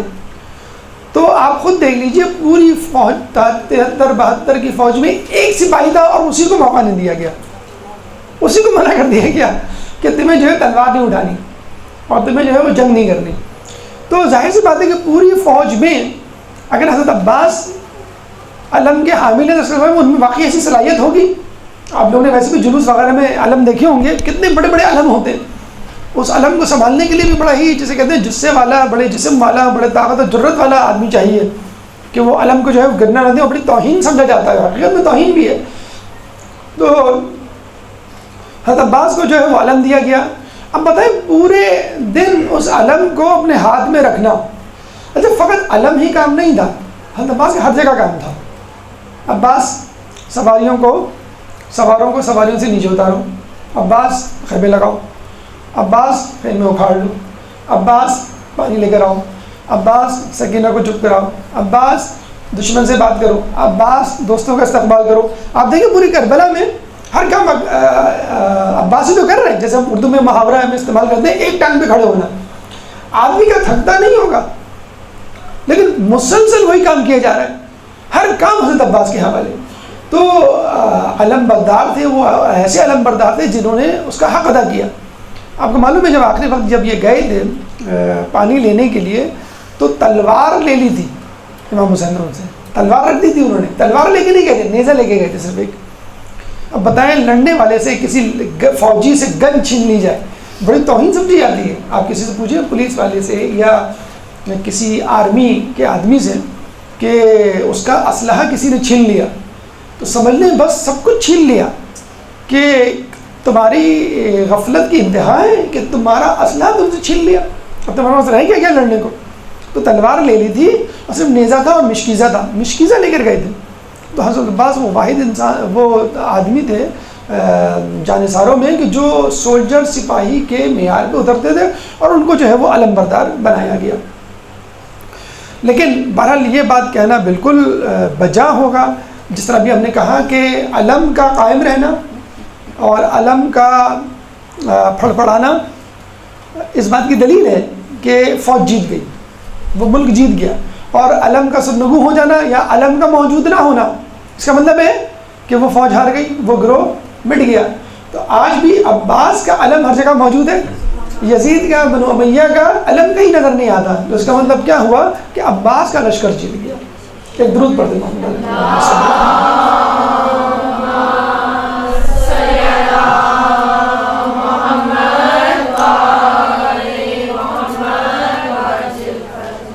حضرت امیر المومنین کے دور کی طرف چلتے ہیں، ادوار عباس. پہلا دور جو حضرت عباس نے گزارا ہے وہ دور تھا جو شروع کے 14 سال انہوں نے حضرت امیر المومنین کی سرپرستی میں گزارے. اچھا اتفاق کی بات یہ ہے کہ چاند کی 14 ہی منزلیں ہوتی ہیں.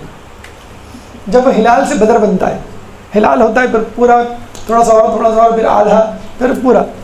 تو قمر بنی ہاشم نے اپنے جو 14 منزلیں طے کی ہیں وہ حضرت امیر المومنین کی سرپرستی میں طے کی ہیں. اور وہ ان کو جو ہے وہ بٹھا کے پڑھاتے تھے. ایک دفعہ حضرت عباس بیٹھے ہوئے تھے ان کے سامنے، تو انہوں نے ان کے آستینوں کو اوپر کیا اور آستینوں کا بوسہ لیا. ام المنین سامنے بیٹھی ہوئی تھی، کہنے لگے یہ آپ کیا کر رہے ہیں؟ کہنے لگے کہ ایک وقت آئے گا کہ کربلا کے میدان میں حضرت عباس کے یہی بازو قلم ہوں گے، اس لیے میں چاہتا ہوں کہ ان کا بوسہ لوں. اور وقت شہادت اب بڑی عجیب بات ہم دیکھتے ہیں حضرت علی کی کہ وہ ہر کسی کو بلا کے وصیت کر رہے ہیں، تم یہ کرنا، تم یہ کرنا. اور ہر کسی کو کہہ رہے ہیں کہ تو امام حسن کی بات کو ماننا، اور امام حسن تم اس کا، حسن جو ہے تم ان کا خیال رکھنا. یعنی ہر کسی کو حسن کی سرکردگی بھی دے رہے ہیں. تو ام المنین یہ دیکھ رہی تھی اور روتے ہوئے کہنے لگی کہ مولا آپ عباس کو کچھ نہیں کہہ رہے اور اس کے ذمے کوئی بات نہیں لگا رہے، کوئی کام. تو امام علی نے حضرت عباس کو بلایا، امام حسین کو بلایا اور حضرت عباس کا ہاتھ امام حسین کے ہاتھ میں رکھ کے کہا کہ میں تم کو حسین کے حوالے کرتا ہوں. یعنی عباس کو بنایا ہی، پیدا ہی اس دنیا میں بھیجا ہی حسین کے لیے کیا تھا. اس کے بعد امام حسن علیہ السلام کا دور آتا ہے کہ ہم دیکھتے ہیں کہ لوگوں نے جو ہے وہ امام حسن سے حکم عدولی کی، اور جب انہوں نے کہا کہ صلح کرو تو صلح سے انکار کیا، بلکہ خود امام حسن علیہ السلام پر بزدلی کے طعنے دیے لیکن حضرت عباس نے جو ہے وہ اس کو خوشی سے انجام دیا اور امام حسین کی طرح ان کے ساتھ صلح کی۔ اچھا، یہ کہا جاتا ہے کہ معصوم کو یا امام کو غسل امام ہی دیتا ہے، اور بہت سارے ہمارے قصے کہانیاں روایتیں موجود ہیں کہ امام کا انتقال ہوا اور نیکسٹ امام وڈ بھی امام موجود نہیں تھا، لیکن باعجاز خداوندی وہ موجود ہوا، جیسے ہمیں ملتا ہے ان کے بارے میں۔ ابھی آپ نے امام موسیٰ کاظم علیہ السلام کی شہادت پڑھی کہ جو 8ویں امام تھے امام رضا، مدینہ سے باعجاز خداوندی آئے اور ان کو غسل دیا، ان کی تدفین کی۔ اسی طرح امام حسن عسکری علیہ السلام کے بارے میں ملتا ہے کہ امام زمانہ غائبت میں تھے، غائب تھے، لیکن ایک دم سے آ جاتے ہیں اور جو ہے وہ نماز جنازہ ادا کرتے ہیں۔ کچھ لوگ کہتے ہیں کہ غسل تدفین نہیں، نماز جنازہ کی زیادہ اہمیت ہے، کچھ لوگ کہتے ہیں نہیں، غسل تدفین اور نماز جنازہ تینوں آ جاتی ہیں۔ بہرحال کسی غیر معصوم کو شامل ہونے کا حق نہیں ہے، بلکہ ایک صحابی بھی تھے، اہل بیت میں سے تھے، خاندان اہل بیت میں سے، تو وہ پانی دے رہے تھے حضرت علی کو رسول اللہ کے غسل کے بعد۔ رسول اللہ نے کہا کہ اپنی آنکھیں بند کر لو ورنہ اللہ تعالیٰ تمہاری بینائی چھین لے گا۔ کتنا سخت جملہ ہے، صرف پانی دے رہے تھے، وہ شامل نہیں تھے اس میں۔ لیکن امام حسن علیہ السلام کو جب غسل دے رہے تھے امام حسین علیہ السلام، تو اس غسل میں حضرت عباس شامل تھے، اور انہوں نے یہ جملہ نہیں کہا کہ اپنی آنکھیں بند کر لو تمہاری آنکھیں کی بینائی زائل ہو جائے گی۔ اب یا تو مان لیجئے کہ آپ جو ہے وہ معصوم کے غسل میں غیر معصوم شریک ہو سکتا ہے، اس کو مان لیجئے، یا پھر یہ مان لیجئے کہ عباس معصومیت کے درجے پہ تھے کہ ان کو جو ہے وہ منع نہیں کیا گیا۔ تو واحد غیر معصوم ہیں کہ جن کے بارے میں کہا گیا کہ انہیں معصوم کو غسل دینے میں پوری جو ہے وہ پوری طور پہ جو ہے وہ تعاون کیا۔ اب آئیے امام حسین کی طرف۔ امام حسین کے حوالے سے ملتا ہے کہ سب سے پہلے جب روانگی آئی تو یہ حضرت عباس تھے جنہوں نے جو ہے خواتین کو جو ہے وہ سواریوں پہ سوار کیا، پھر آگے آگے چلے اور ہمہ وقت ایک سے کہتے شیر کی طرح، ایک جو ہے محافظ کی طرح آگے پیچھے گھومتے رہے کہ کسی طرح بھی کوئی تکلیف خاندان رسالت کو، خاندان اہل بیت کو، خصوص طور پر خواتین کو نہ ہو۔ پھر کربلا کے میدان میں جاتے ہیں تو شمر ان کے رشتے کا معمول لگتا تھا۔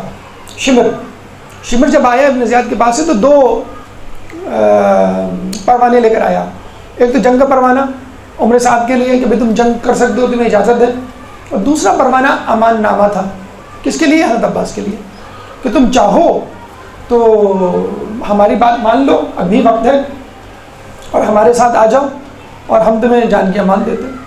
تو کہتے ہیں کہ وہ بلا رہا تھا اور یہ جا نہیں رہے تھے، لیکن امام حسین نے ان کو کہا کہ تم کم از کم بات تو سن لو، وہ کیا کہہ رہا ہے، اور تمہاری مرضی۔